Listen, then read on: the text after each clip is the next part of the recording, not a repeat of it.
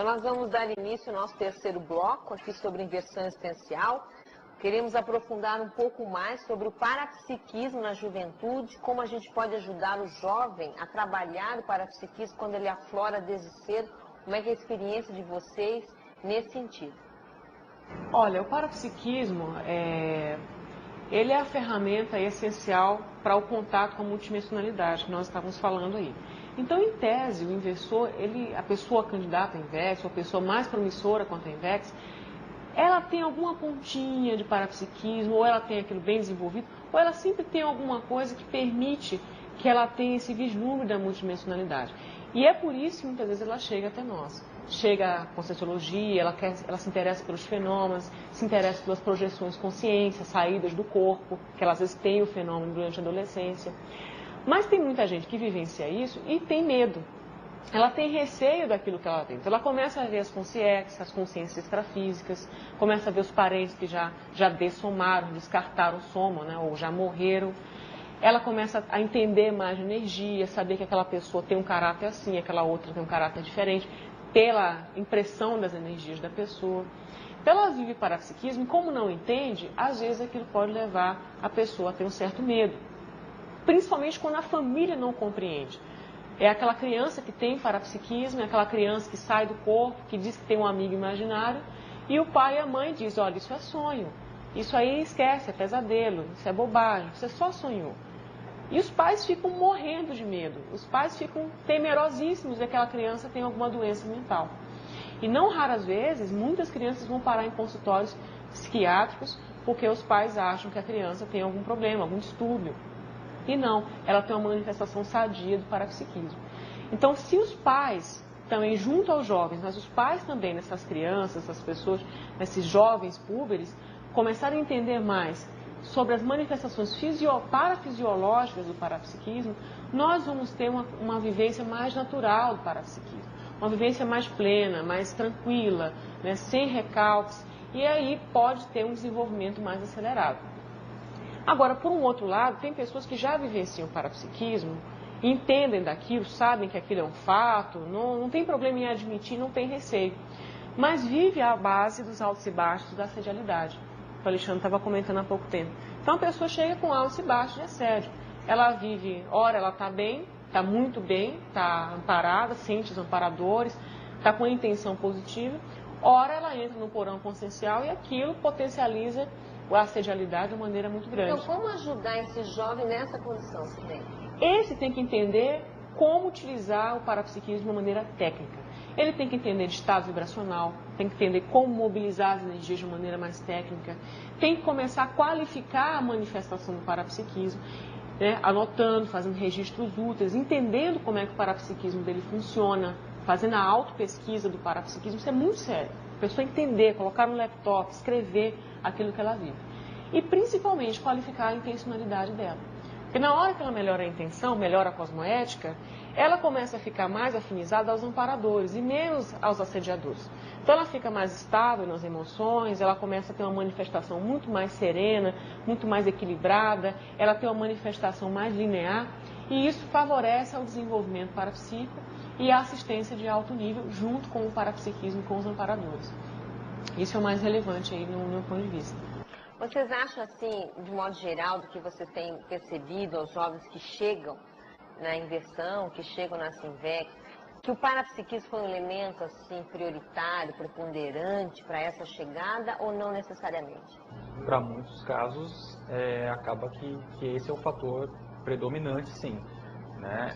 Para outros casos, não. Às vezes, por exemplo, no meu caso, eu vivenciei algumas coisas de parapsiquismo que foram, assim, eu sou capaz de descrever até em detalhes, mas aconteceram há 10 anos, né? Só que não era o fator determinante, eu mais estudava a questão do parapsiquismo do que realmente vivenciava. Então acaba que você tem alguns lampejos, algumas pessoas têm alguns lampejos de vivências e outras mais, outras vivenciam mais, tem mais fenômenos, tem mais, enfim, isso no seu dia a dia. Na Sinvex que a gente vê é que tem um número razoável assim, de pessoas que chegam já com parapsiquismo aflorado, mas não é regra geral. Agora me conta uma coisa, a Invex como proposta de antecipação evolutiva, de antecipação da maturidade, ela provavelmente, você trabalha então com a questão do epicentrismo, né? A antecipação do epicentrismo consciencial dentro dos inversores ali. Como é que isso é trabalhado entre vocês? Quais são as práticas, quais são as condutas que estão facilitando, ou não, ao surgimento de eficientes conscienciais inversores? Só uma condição que eu queria falar sobre parapsiquismo, complementando o que o Alexandre falou e até entrando nesse foco aí do epicentrismo. Eu vejo até tem um ponto de vista um pouco diferente. Porque por mais que a pessoa ela tenha, seja a intelectualidade que chame mais atenção, ou até a questão comunicativa, no fundo sempre tem alguma pontinha do parapsiquismo que é o que traz a pessoa, né, às nossas coisas. Então ela teve uma projeção na adolescência, e aquela projeção despertou a pessoa para a projeciologia. Ou então, como você estava falando, não, eu tinha interesse em estudar fenômenos, embora não vivenciasse, mas o interesse já mostra o curso intermissivo. O que eu gostaria só de frisar é que, assim, algumas pessoas chegam com mais, o parapsiquismo mais aflorado e outras menos. Agora, o fim da INVEX é desenvolver o parapsiquismo, que interessa frisar isso, intelectualidade, parapsiquismo, comunicabilidade e outros aspectos mais. Mas principalmente isso. A INVEX, ela tem como uma das finalidades básicas dela é chegar à desperticidade, até além do epicentrismo consciencial, é a desperticidade. Então, na prática do jovem, né, no dia a dia de vocês, o que vocês fazem ou podem sugerir para que esse jovem antecipe o epicentrismo, antecipe a desperticidade, do ponto de vista parapsiquismo? A primeira coisa que eu vejo é, primeiro, não ter corpo mole com a questão das energias, porque o que acontece?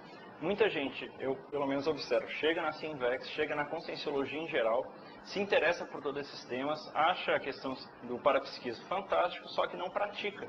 Então vira um paradigma consciencial teórico, sendo que isso não existe. Paradigma consciencial é prático. Então, se a gente está falando de ProEx, se a gente está falando de curso intermissivo, de assédio, amparo, ideias inatas, a multidimensionalidade permeia todos esses assuntos. Se a pessoa não tem a prática, se ela, isso que a Silene falou anteriormente, ela não se coloca como pesquisadora do seu parapsiquismo, ela está sendo teórica com aquilo que ela mesma está falando. Ela está sendo incoerente. Então, vendo isso, algumas questões práticas a gente pode colocar que a Sinvex como instituição está fazendo. Porque se a Sinvex ela é a instituição de pesquisa da inversão existencial, quer queira, quer não, ela vai ter que apontar para a dispersidade, certo? Senão ela está sendo incoerente. Claro. Então, o que a gente coloca? Por exemplo, nos nossos cursos, o nosso curso básico, Teoria e Prática da Inversão Existencial, a gente tem 1 hora, em vez de meia hora, de parte prática, ou meia hora de parte prática e meia hora de debate, anotações. Por quê? O que a gente percebia é que nos nossos cursos, nos cursos da Conscienciologia em geral, como nós temos vamos dizer, são assuntos que nos interessam muito e facilmente a gente entra em debate, e aquele debate se prolonga, no final a parte prática dos nossos cursos eram comidas. Então, vamos dizer, a meia hora reservada para a parte prática, sobrava 15 minutos, e aí desses 15 minutos era trabalho de energia muito rápido. Você acha que isso é uma tendência do inversor, de ele ser mais teórico do que prático? Não, não é. Acho não. Não é por esse tendência. caminho. Eu estou colocando justamente que há, dentro não só da INVEX, mas dentro da conscienciologia toda, pessoas que trabalham com a INVEX ou com a conscienciologia, mas de modo teórico. O que a gente está colocando é que temos que ter essa ênfase na parte prática, nós temos que entrar, porque se a pessoa tem uma INVEX teórica, primeiro que ela não está praticando a técnica da INVEX, não existe INVEX. Né? Então a INVEX, ela por si só, e a conscienciologia e o paradigma consciencial é de um modo prático.